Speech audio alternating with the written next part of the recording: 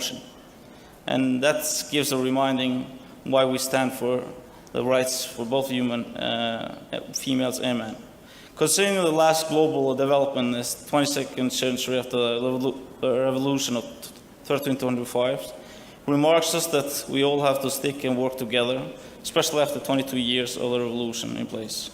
For me, as a former military officer, as an Albanian diaspora, I left Kosovo in 1980s.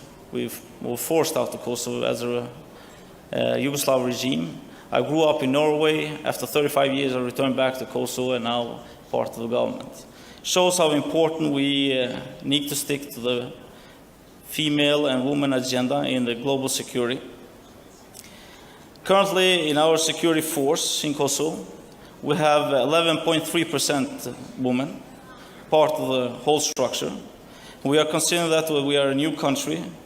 It's not a low percentage. However, our goal is to increase it, the percentage, also in the army, but also through the whole structure of Ministry of Defense and the Kosovo Security Force. We believe that equal justice and equalities are the same as men as women. Undoubtedly, the realization of the goals, because the army is still considered as a place for men. It is also due to difficulties in the family planning, extent of work hours, care of family members, and case of harms. We will strongly direct how to take care and establish equal rights. To eliminate all obstacles, we will take measures that compose the each selection boards, balance in terms of gender. It will initiate strong family support, including emergency and day care of children for soldiers and missions abroad. It will still re-evaluation or task of new mothers.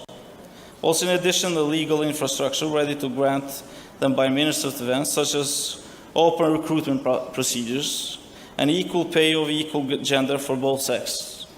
For proposing promotion, both marital custody, granting implemented a law and marital laws for parents' leaves. So this is what we are putting a lot of place. That's why the woman's voice is very important for us. Thank you. Thank you so much, Minister Mehai.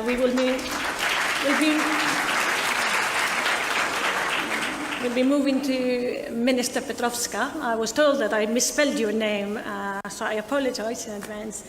I do want to touch your point, especially coming as a woman Minister of Defense in a very rooted patriarchal society in the region of the Balkans. I wanted to get your perspective on where we are and how we move forward. Back in 1993, women represented 1% of deployed personnel according to the UN. By November 2029, women constituted 5.6% of military contingents and 19.57% of the military experts in the field. Peacekeeping is important to women, so it's important to men. I do want to note also the remarks from Mr. Lerman that also to tap onto it is the question that for me is crucial on this, and is how can we ensure the representation rises, and how can we ensure that women ministers particularly do take an extra role in terms of making sure that fellow women are included into the table. And it goes along with Madam Secretary Albright's famous quote of how we make sure that women support fellow women. So please, floor is yours.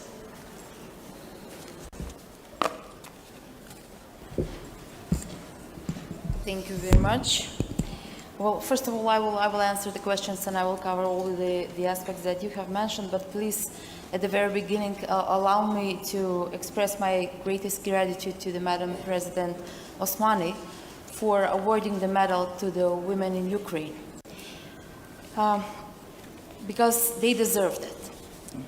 The medal, the words of the support, our actions of support, and they deserve freedom and liberty as well. So what they have received actually, the medal, was really honored. I think that they are honored by that. And this also gives the rest of us, all of us actually, who are standing for democracy and for liberty, to stand together, to fight together, and to help Ukraine in what they are doing today. Back to your question, and from my personal experience, I will say, I'm a Minister of Defense for more than 9 months, approximately, in the Ministry of Defense, and I'm happy not to be the first Minister of Defense in North Macedonia. My predecessor was also woman Minister of Defense. And North Macedonia, I will say, that is a very positive example of how women can and are contributing to the defense area especially. For us, women are not only numbers, are not only figures. And as soon as possible, all of the societies understood this, it will be much easier. Why? Because it's easy for the minister, for different institutions to have bigger numbers. But are the women on the right position?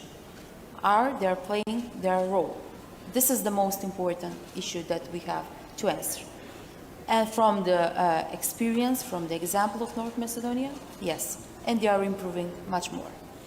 Despite the fact that I'm a woman Minister of Defense, also we have a Deputy Minister of Foreign Affairs, which is of course not directly involved, but yes, it covers a part of the security issues.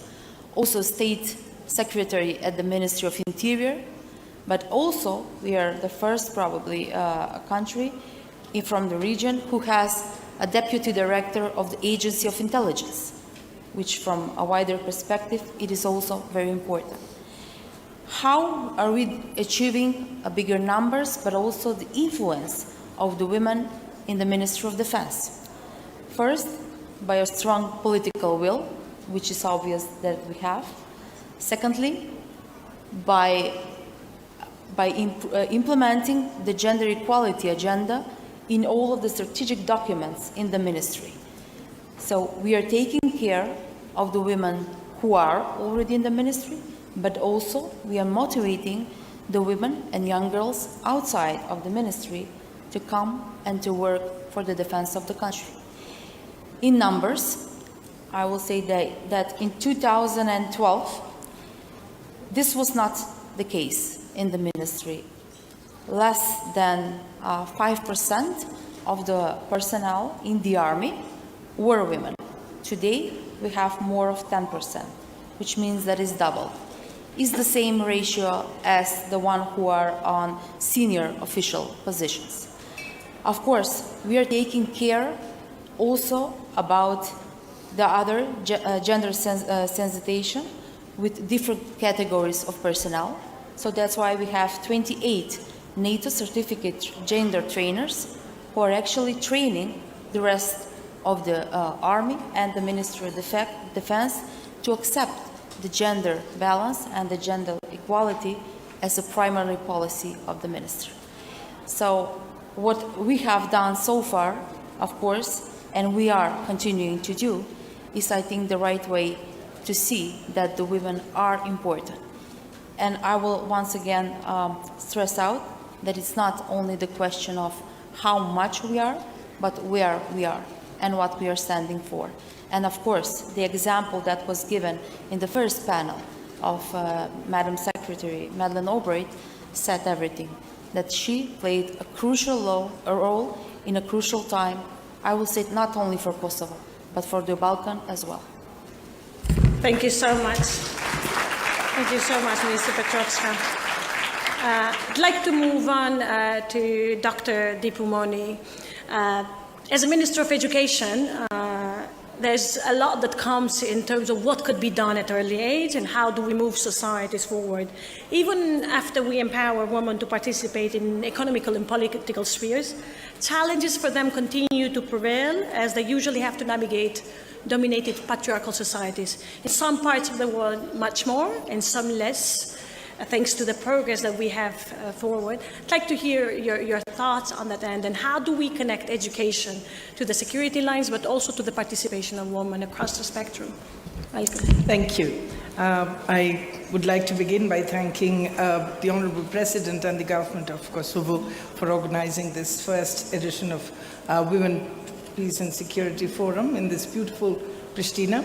I'm actually representing my Honourable Prime Minister Sheikh Hasina, a champion of rights of women and girls, not only in Bangladesh, but also globally.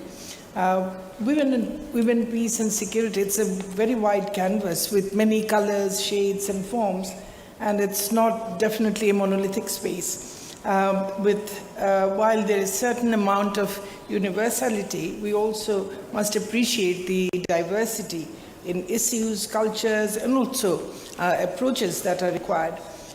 It's now over 2 decades that the UN Security Council deliberated on it and adopted the Resolution 1325 under Bangladesh's chairmanship of the Council. The world at large, in each of our societies, have moved so much since, especially as the world leaders adopted the Agenda 2030, including the 17 interlinked SDGs. Yet tensions, hostilities, conflicts and wars dot several parts of the world, now including on European soil. So how does a large population of 170 million people in Bangladesh view the complexities and interlinkages to secure women and girls everywhere, especially given our own experiences in 1971 during our War of Independence, and also now when we are hosting 1.1 million forcibly displaced Rohingyas from Myanmar who had to suffer horrendously in their own country. Let me share a few reflections. Even without being in a full-blown out conflict scene, great majority of women and girls suffer and struggle. We concurred in Agenda 2030 to secure shared prosperity through shared responsibility. This applies to all across the globe. As we now approach the midpoint of Agenda 2030, let us weave SDG 5 with SDG 8, recent work, SDG 10 of inequality, and SDG 16, rule of law and justice, and not just focus on SDG 5 alone. And if you look at the SDGs, actually SDG 4, education, is interlinked with each and every one of those SDGs. Where societies are behind, let's reach out to them. Women and girls in distress in any society should concern us all, be in Asia or Africa or Europe, even at early stages, not to discount the challenges. While it's right to look at women in conflict, it's equally apt to address larger women folk battling existential challenges in farming and non-farming livelihoods, now at risk due to climate uncertainties. This is not just for Bangladesh. Technology is integral to our daily living, especially digital technologies. This can ensure millions of women to grow them aspirational, resilient, and creative to battle risks and uncertainties, even during a horrible conflict. Just ponder over Rohingyas or women in Afghanistan. To me, world can secure these technologies through investment in learning contents for the women and girls to be liberated and make these attractive and accessible as public goods. Can we accomplish this through a compact among global businesses, educators, and technology providers? A key challenge is to secure women's access to productive resources. That's about spurring entrepreneurship, as we see in urban or rural Bangladesh. There, I would zero in on finance. In many cases, women entrepreneurs often struggle to navigate and prosper with conventional actors on institutions like banks. And these could also be included, entrepreneurship and these other skills, in our education. I flagged these based on our own journey in Bangladesh and also looking at diverse societal scenes and circumstances. We have enough global and regional conclaves and outcomes articulating issues and possible actions. What we need is to test some actions contextually. Merely asking to preserve values may not secure a woman or young girl in a village in Bangladesh, Bosnia, or Botswana. We need to have women at the decision-making tables, need them in businesses, as leaders, in science and technology, as innovators and users, in peacekeeping and peace building. We need them everywhere because we want democracy, we want peace, and we want prosperity. We have to get rid of the barriers and prejudices that stop and discourage women from becoming an equal partner anywhere and everywhere for making societies and the world more stable, peaceful, just, and secure. And I think the best investment to make is in education. Thank you. Thank you so much. Thank you so much, Dr. Moni, and well said. The technology has a way to also open new channels in terms of the advancement, but also making sure that we have rise on a participation. I'd like to move the floor to Deputy Minister of Foreign Affairs of Bulgaria, Ms. Petrova. We talked about feminist approach policy, we talked about numbers beginning to raise, we talk about women in position of defense, we talk about women in foreign services. I'm keen to hear from your end as to how can we jointly ensure that the representation continues to rise, that this feminist policy approach is not something to an extreme, but it's something we needed as we move forward. And what are some of the key challenges that you see ahead in your own country and reflected on the region? Thank you so much. Again, thanks for the President Mani for this opportunity to have this dialogue now, but also for starting a format that I hope it's not just the first, but one of many of such convening. And I would here want to resonate with what Anna said about it's important to have men at the table when women issues are discussed, and it's also important to have women participate and lead on issues that are not only women issues. And I think both of this reciprocity is important. Thank you for the question. I think for me and from hearing the other interventions, the key element is that women in peace and security is intertwined with women in leadership, women in health, women in education, women in any other part of life. And as long as we don't ensure their equal presence and participation and involvement in decision making at the highest levels, not just numbers, but at the highest level when decisions are being made, when the processes of how to make decisions are actually being built, then we will always be struggling with targets. There's a lot that can be said about the numbers, and they don't look that great in terms of how many times has the Security Council has heard from women representatives, and what repercussions have those women afterwards faced for speaking at the Security Councils. How much funding do we have for civil societies led by women that are putting forward the issues? We know that the statistics there are not in our favor, although this were the meaningful participation of women in peace and security was the goal of the resolution. But if we bring it a step aside from this and see what can be done going forward, there is a positive trend. The Minister of Defense of North Macedonia spoke about the increase in representation of women in the army. In Bulgaria right now is around 17%, but just probably a decade ago was under 10. So we really see growth there, and women are also playing a very important role in the aspect of educating and being the officers within the army for health and reproductive rights, for gender policies as well, and then how do we ensure equality there within the army and the armed forces, but also more broadly. And so they're playing an active role, and that's very typical, I notice.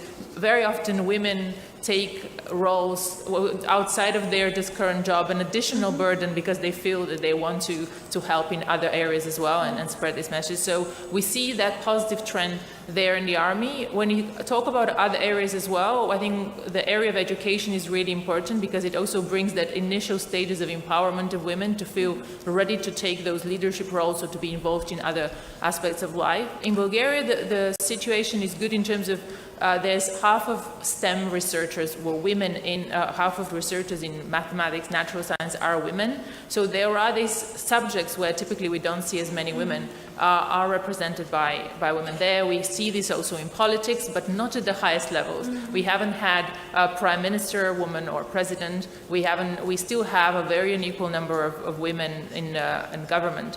But in the same time, what's really key is that we keep having this conversation and also showing the right examples. I think representation is the word that I would want to highlight here.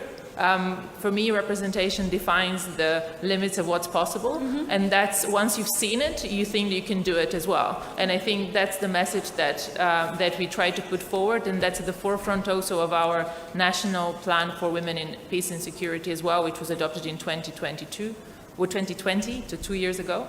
But the consequence of this and actually the long-term effect of it would not be able to ever have the results we're aiming for if it's not implemented in any other area of life. And here I also finish with a personal story. I'm a scientist, used to work in global health and worked in West Africa, and there are still places there where women cannot go to school because of the biology of being a woman that prevents you certain parts of the month to be able to go to school. And I think that unless we go to the bottom of the problem of inequality of women that is really severe in certain parts of the world, we would not be able to ever address the role of women in peace, although we have evidence, sufficient evidence, that when peacemaking includes women, it's more durable and actually brings more public participation in it. So that's something to really think about.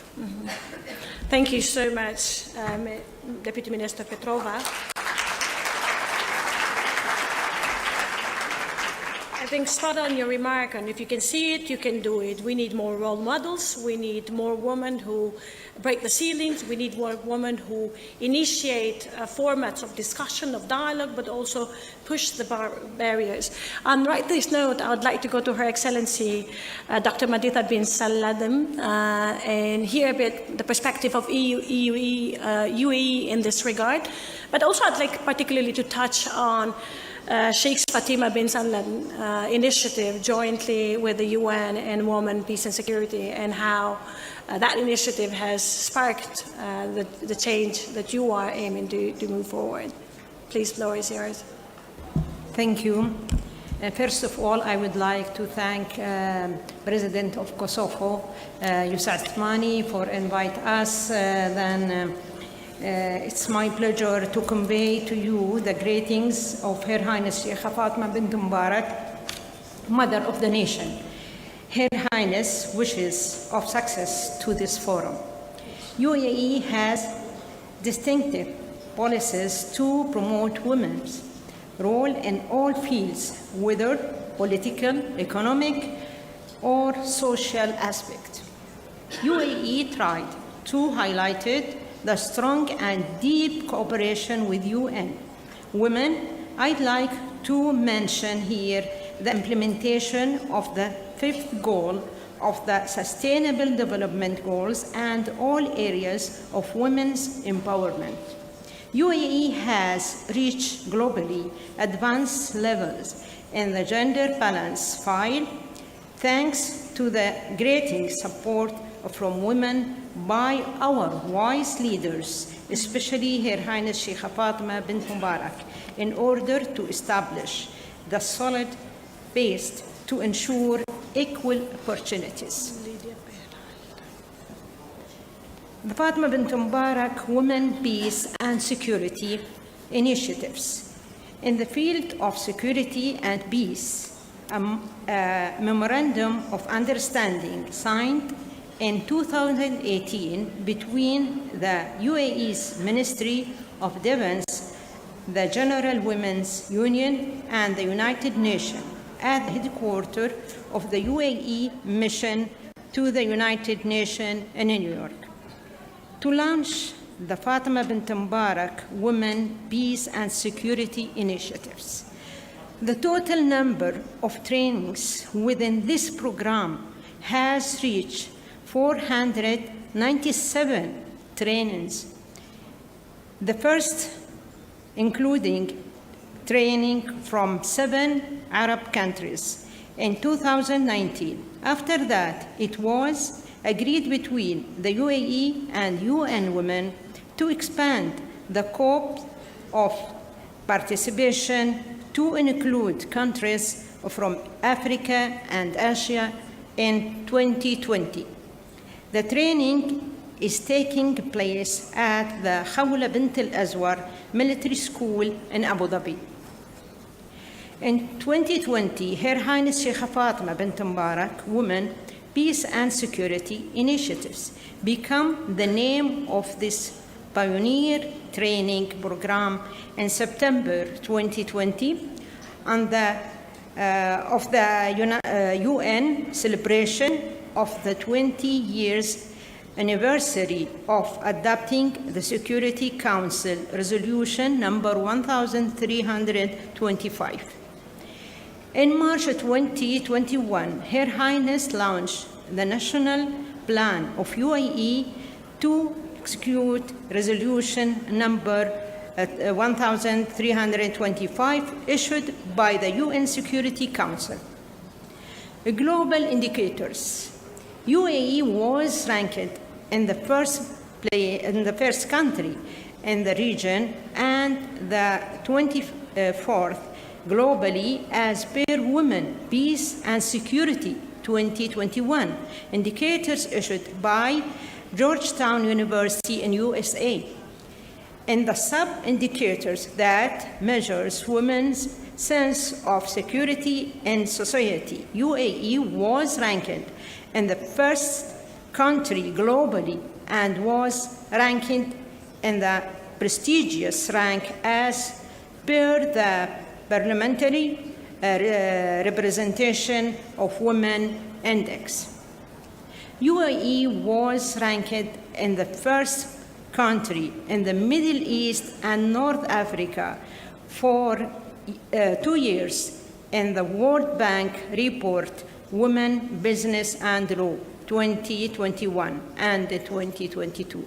This is what I have, but actually Her Highness Sheikh Fatima did a lot of achievements for women, not just for regionally, but globally. Then he always tried to support women everywhere. Thank you very much. Thank you.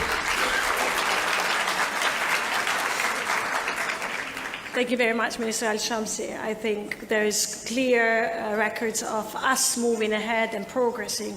While the topic, usually the dominant discourse is hard on security, and we still in the globe really lack understanding on how climate change, pandemics, or energy crisis affect the security architecture of our countries.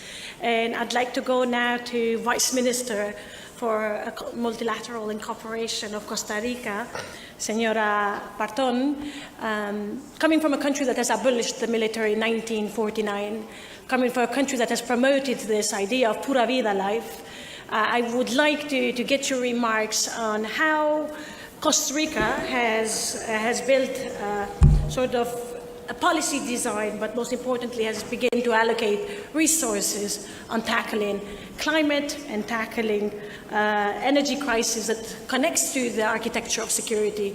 While we talk about women representation, we talk about security line, it's also very important to understand the other sectors that do impact this field. Please, floor is yours. Thank you very much. Good morning. On behalf of the President of Costa Rica, Mr. Rodrigo Chavez Robles, who so kindly designated me to attend this event, I would like to extend warm greetings to Her Excellency Fosa Osmani Sadriou, President of the Republic of Kosovo, to you personally, Deputy Minister, Mrs. Gashi, and to all the honorable participants in the Women, Peace and Security Forum. I would like to express my sincere appreciation to the Republic of Kosovo for convening this important forum, as well as for its generous hospitality in this beautiful city, Pristina. Let me start by saying that Costa Rica has a long-standing tradition and strong legal framework protecting human rights, and specifically women's rights.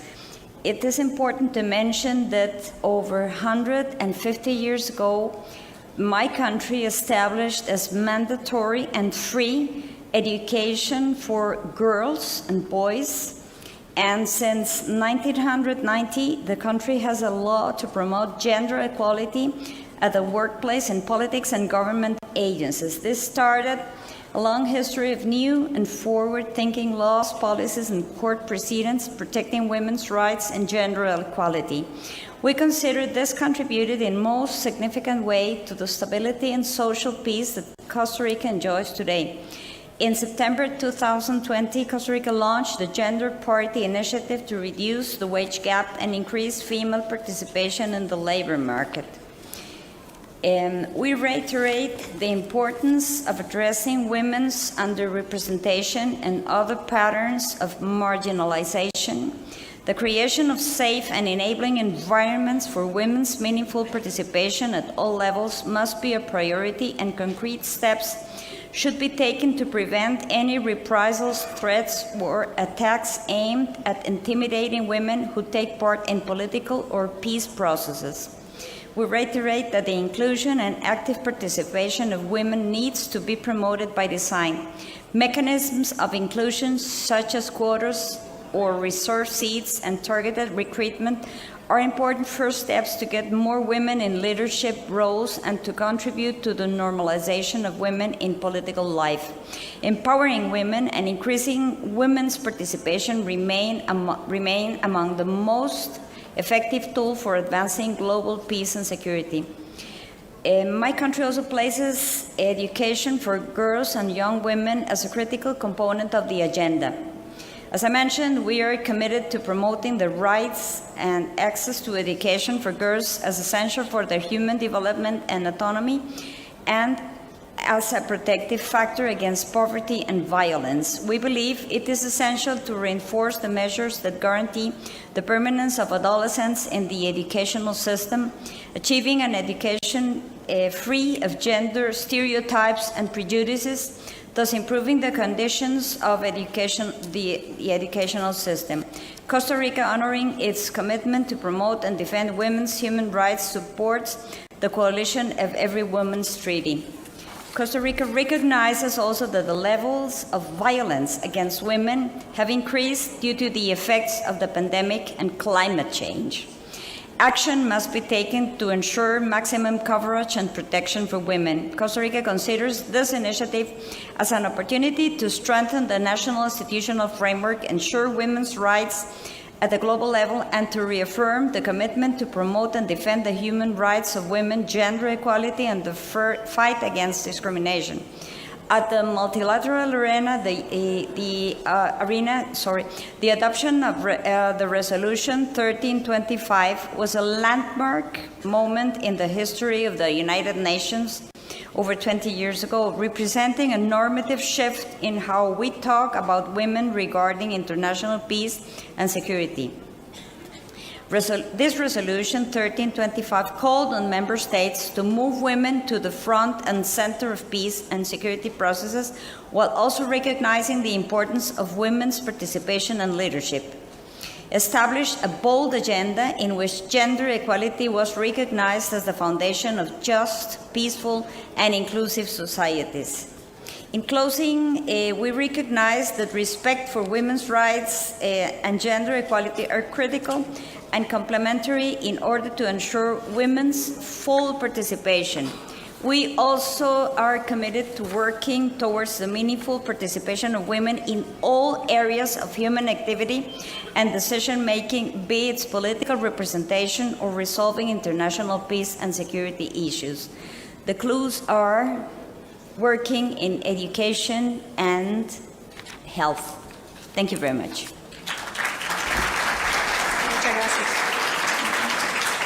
Thank you very much, Vice Minister Cordero. Before we move to the Q&A, which unfortunately we will not be able to have as many questions taken to the floor due to the timing, but I'd like to give the floor to the video just sent by Irene Pellin, NATO Secretary General, Special Representative on Women, Peace and Security.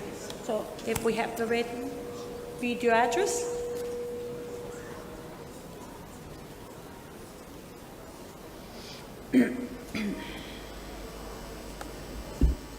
We're good? Ladies and gentlemen, I'm Irene Pellin, the NATO Secretary General Special Representative for Women, Peace and Security.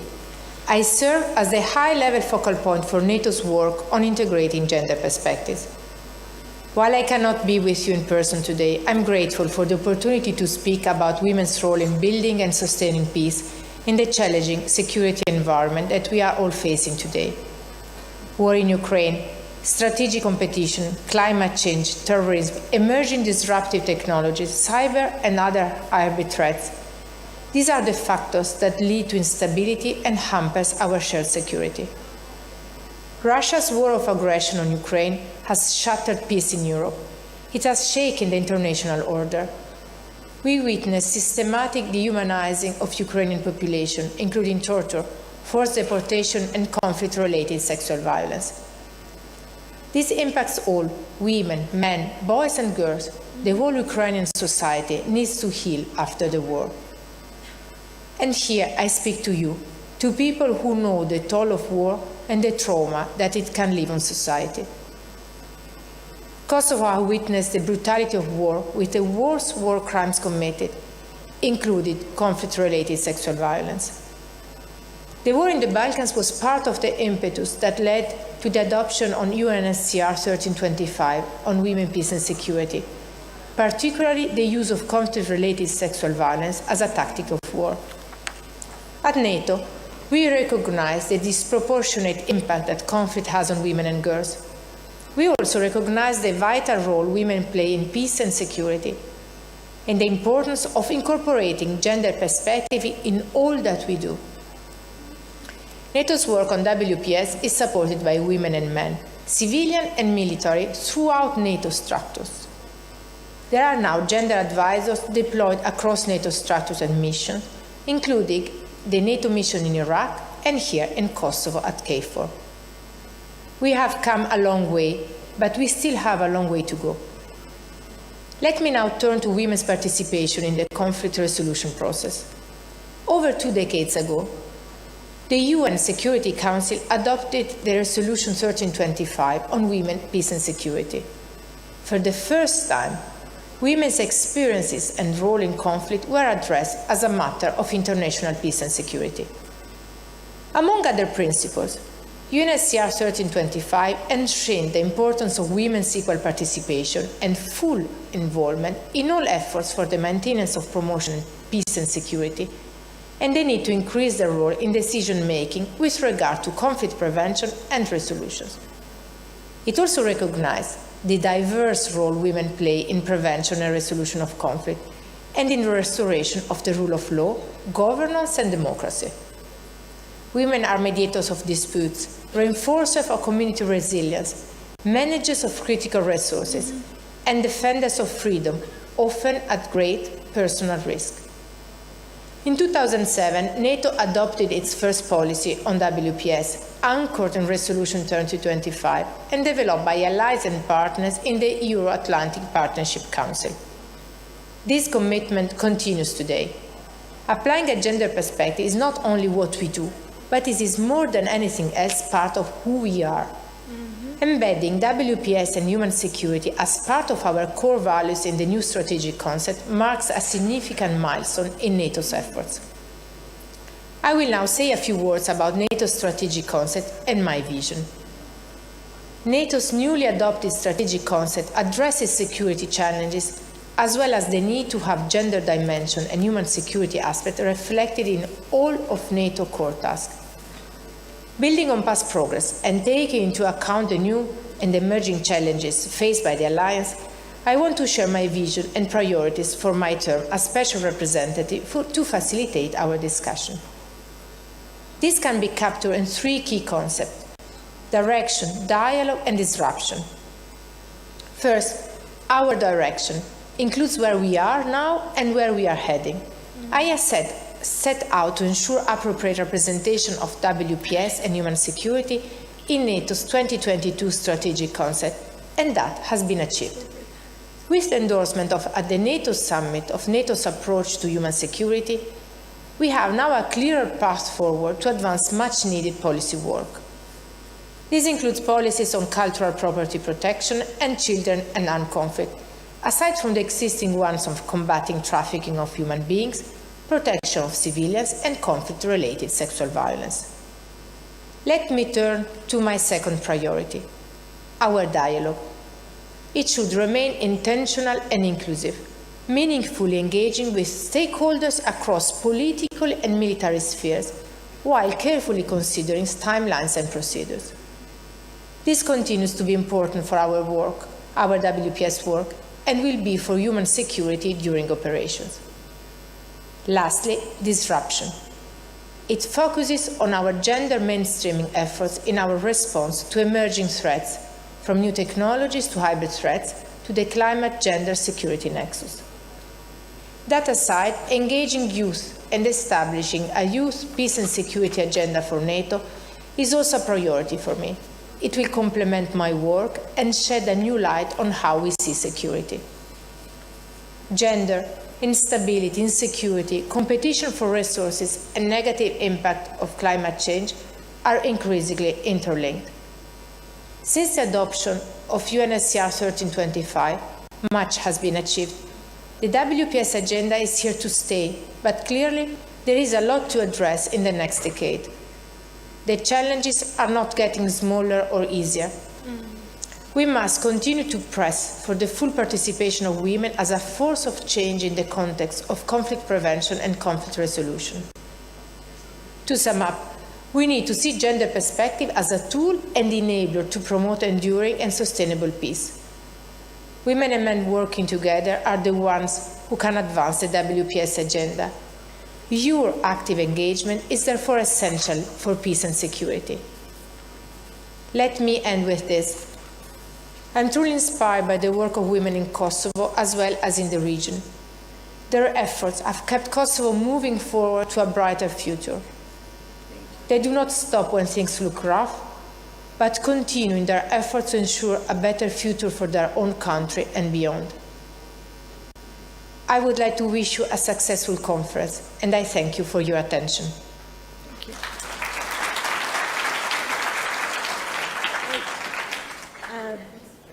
I'd like to open the floor for 2 questions from the audience. If there's any out there that might have a question they would like to direct to panelists. If not, I do have a segue to the concluding part. Final question for the panelists. Anyone in the room that would like to address a question? Raise your hand.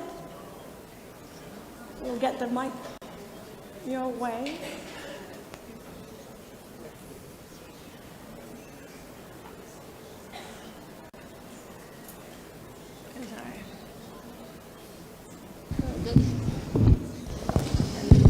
And then we need another mic over there. Please, floor is yours.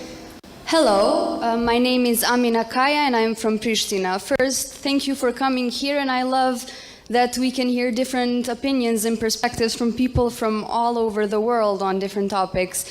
So my question is more or less related to the Western Balkans, but I believe all of you can kind of contribute to it and give your own opinions based on your own experience. So an issue that is constantly had here is women being attacked for speaking out, especially when they speak out about something that's not thought of in the general community. The concrete example I'm talking about is the NGO Women in Black, which is also very famous and hardworking in Serbia.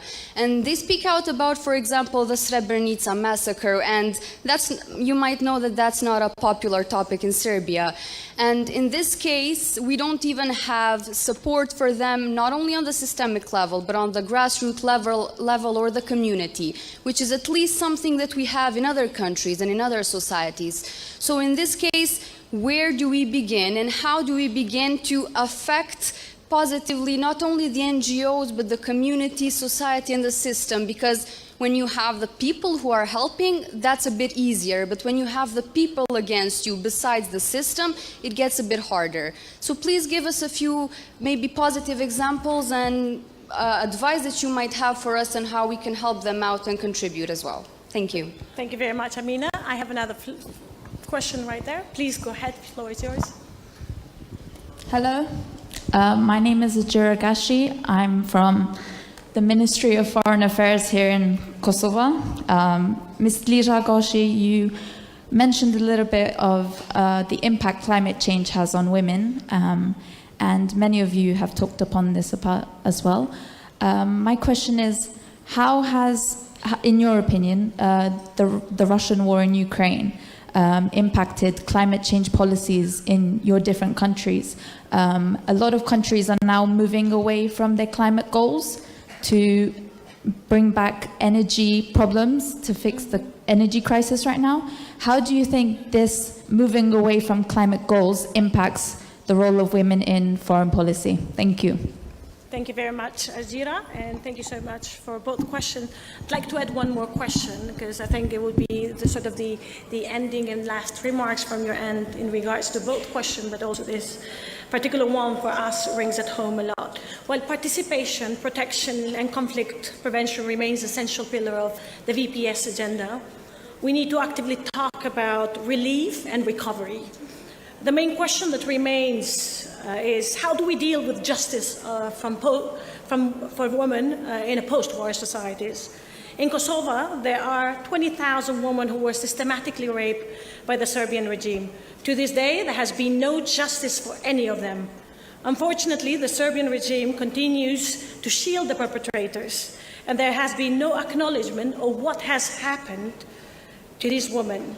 In circumstances such as this particular one, and we've seen it now, rape as a weapon of war, do you think there are ways to identify an inclusive structure of accountability where everyone can seek justice, regardless of their nationality, ethnicity, lines of borders, whether they are small, medium, whether they are far end or very close to Europe? I'd like to hear your statement on that end as well, along with the question of how climate does impact, but also what it means to speak up in societies where there's a lot of clear boundaries, so to say. Thank you. Minister Lerman. Thank you. Yeah, very easy questions. Thanks. Let me start with the first question, actually. Indeed, I think this is the most tricky part of any political change, of any one who wants to achieve gender equality. And that is the part of actually changing culture and public perception of these kind of issues. And also, particularly when it's related to the wounds of a war, when it's related to reconciliation, all this work that actually doesn't only sort of end at the signing of a peace treaty, but that goes much deeper into the fabric of society. I think that's the hardest part of the world and work. And actually, I think here the French-German relationship and reconciliation is actually a role model. I mean, we've had all these remarks about some challenges in recent days and some disagreements, but the important parts and the strength of this really, really deep French-German friendship now, I think if you would have asked someone in the 1950s if that would even ever be possible, what we see right now, and the depth of the relationships of exchanges between cities, between schools, of collaboration in the business sector, in the political sector, I mean, that would have been unthinkable. So it really takes brave politicians to actually make a step towards the other and say, no, we want to work on a peaceful future in Europe together. Yeah. So I think this can serve as an inspiration, and it needs to start with, of course, with accountability and justice, but then also the process of reconciliation needs to come, and this can be the hardest part also to move forward here. And we, as German government, stand ready to support these kind of processes. I mean, we're supporting the work in Srebrenica also by the women that are active there. I've been there at the commemoration of the genocide this year. So I think it's important to keep the memory alive, but also to work on processes of reconciliation, of accountability, as you said, which is also why we supported the International Criminal Court very strongly, because we need these processes. We also need accountability and justice now for the women in Ukraine and the people that are victims of crimes of war in Ukraine. So that's really important. To just touch upon the climate issue as well. So I think what's important now is that we all struggle somehow to get through this winter. With the lack of Russian energy supplies. So we have also in Germany taken some decisions here that are unpleasant. We're running some coal plants a bit longer. We're running some nuclear plants also a bit longer. But the important thing is that these are only short-term decisions for a year or two, and that they cannot affect our aim of achieving the Paris target. So we need to make sure that the answer now to this current energy shortage and change in delivery structure of energy needs to lead to a much faster build-up of renewable energies and of energy efficiency. And that's what we've been doing in Germany actually now. We've been passing some of the most ambitious laws now to remove all the administrative barriers that might have been there before for the spread of renewables. So we're really building up renewables now much faster, and we're also putting a lot of measures in place to cut energy consumption. And that in turn will help us to get through the next winters, but also will help us to achieve the climate targets. Thank you so much. Minister Mbahet. Well, thank you, Ms. Lisa. I see I'm a minority here as home, having a wife and 3 daughters, so thank you. I would like to say, after 1325 resolution, that's the 9th resolution. I think you saw the importance of women's role in peacekeeping, peace building. I myself have experience from peacekeeping and peace building operations abroad, like Chad, Central Africa, and Afghanistan. And I see how important the females and women's role is actually achieving goals. But just to come to justice and some of the questions that was asked, I think it's about culture. Culture change is very important. It's a topic that should never be forgotten. It's increased in dynamic in all over the world. Education will play a huge role to actually succeed, achieve some of the justice unmade, and the justice in overall. As you know, you cannot move to the second part when you don't do justice. What happened in Bosnia, Croatia, Kosovo, as you mentioned. Also, we've seen Afghanistan, Iran, and now also in Ukraine. I mean, some countries talking about peace or being partner of peace, and when you, like Belarus, actually supporting Russia to attack Ukraine. You cannot be a partner of NATO when you don't actually implement that. Or same as we'll see with Serbia in the neighboring countries. But just to give you an example, what we saw during COVID-19, it doesn't matter of the scale of the country or the gender. It's about humanity and working together, finding solutions. I think the same approach can we do also the gender equality when it comes to the woman's role in peace building and peacekeeping. Thank you. Thank you so much. And you're not a minority in the room, I must say. There's a lot of men in the room sitting, enjoying you here. Minister Petrovska, I would hear your remarks. Thank you. In my answer, in my intervention, actually this time I will make some focus on the verbal violence. This is how I called whenever someone attacks a woman, that's not only because of what she's saying, but only because she's a woman. And I will give you my personal example as a Minister of Defense. At the very beginning of my mandate, which was 1 month before the Russian invasion to Ukraine, I had to give a public statement, of course, about the situation in Ukraine. And of course, that personally, but also as a Minister of Defense, I condemned what was happening and the force that Russia was and still, unfortunately, is using over Ukraine. This is something that was not apparently in a line with some part of the society in North Macedonia. So for several months, I was a target of hybrid threats and hybrid attacks over my personality. Their aim was one. The main aim was actually to discourage me to continue with my work and what I'm doing. But apparently, several months after, since I'm sitting here in my capacity as a Minister of Defense, I can say that they didn't manage, they didn't succeed in that. And how did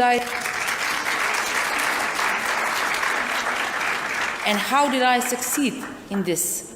I was not alone. The rest of the society, who was sharing the same democratic, not politically, but democratic values as I am, they supported me. But they stand for me, not for me personally, but for what I have doing in my country and abroad.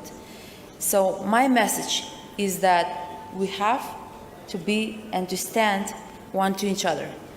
And what my motto personally is, which I believe strongly, is that I'm not measuring my personal success is not about whether I'm on the top of the mountain, is whether I'm standing alone or I'm standing surrounded or next actually to people, women and men equally, with whom I'm sharing both values. Thank you. And I get signs across the room telling me that I'm off time, but I'm very keen to make sure we get conclusion. I would like to give the floor to all of you to have your closing remarks. So please, Dr. Mone. Well, I'll try to be very brief. I think this whole idea of us versus them, that creates the atrocities, that is at the heart of the atrocities, and we have to get rid of that. And I think inculcating tolerance, that is what we need. And again, I would go back to education. I mean, that's where we have to start. We may not do so well for our generation now, but for the next, there is hope if we can improve our education system. And also making politics less confrontational and more reconciliatory, and also abide by international laws and not follow multiple standards when it comes to different countries. For rape, I think justice has to be delivered for each and every victim, but also I think everywhere in the societies, rape is happening, and it is happening. In most cases, it is being used as a weapon against women, against societies, because there is this stigma attached to this whole thing. When a woman is bitten by an animal, there is no stigma attached to it. But when a man behaves like an animal with a woman and rapes her, why is she stigmatized and why is her life ruined? In many societies, it is completely ruined. So we have to, I think, separate, we have to get rid of the stigma from that. So we have to change our mindset, how we see this. Definitely the victims must get justice and the perpetrators must be brought to books. But we have to change the mindset as well, I think. And working together is always, this whole, we can do wars, we can do sanctions, we can do counter-sanctions, but these are not going to give us what we want. I think negotiation and collaboration is going to give us what we want. So we must proceed with those. Thank you. You will have to leave. Thank you very much, Dr. Monet. I'll excuse Minister Anne Luman.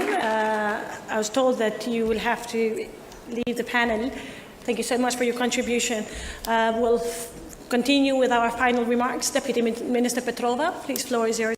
I'll be brief. I know I'm keeping people from lunch, but I want to touch on few aspects that first Minister Petrovska said about the hybrid attack, and I think we didn't talk about social media and the role social media plays right now in first raising a message of being able to unite people around peace, but also being able to attack people. And I think we cannot expect women to be involved in peacemaking if their own peace is not guaranteed, and if they're not, their protection of their rights is not guaranteed, and if they're still more vulnerable. And actually social media can make it even more. And I've seen this accords from many women in political positions as well, in many countries, in the UK, in Germany, in many parts of the world where you typically not expect to have it, and I'm sure that many women in this position have seen that.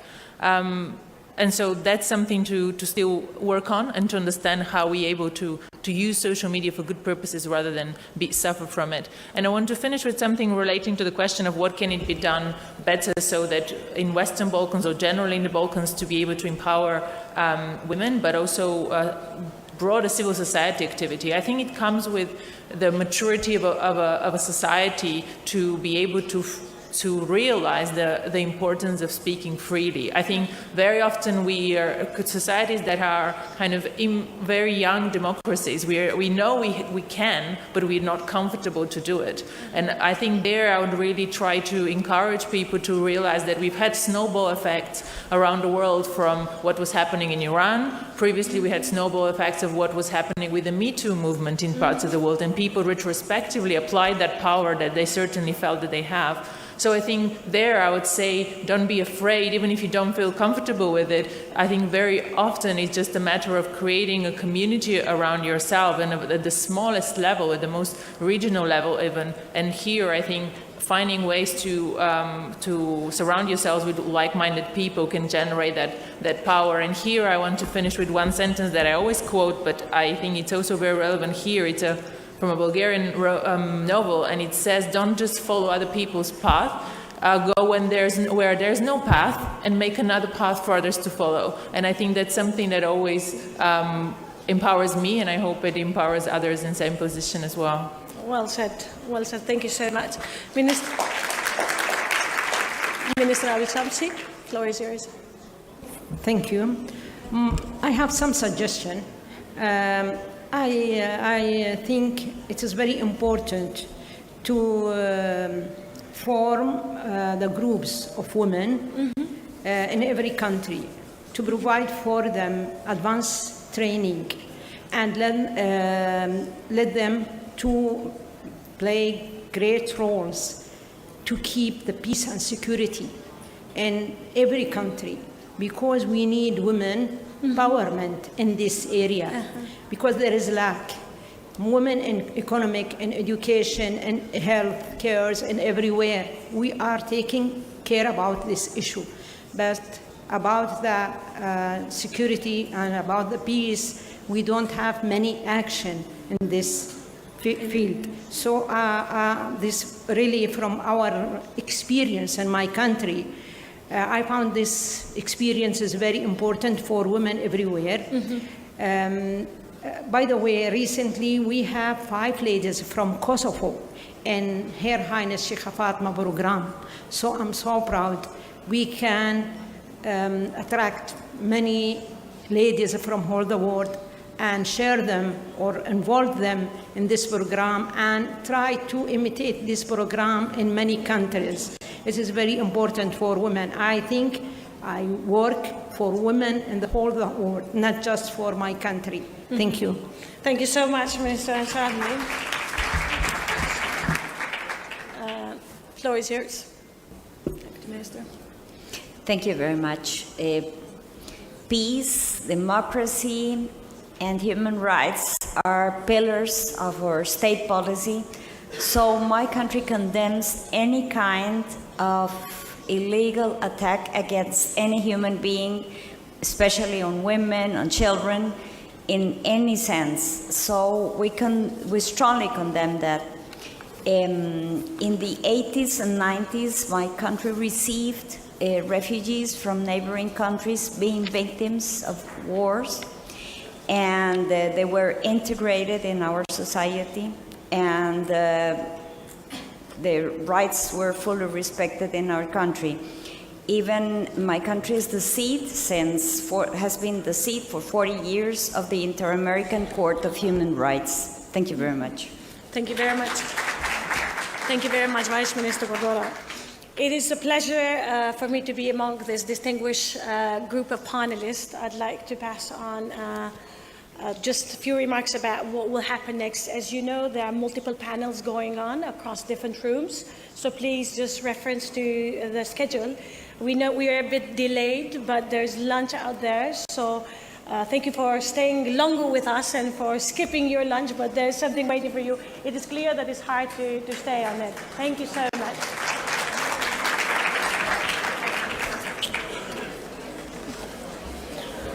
Oh, yeah.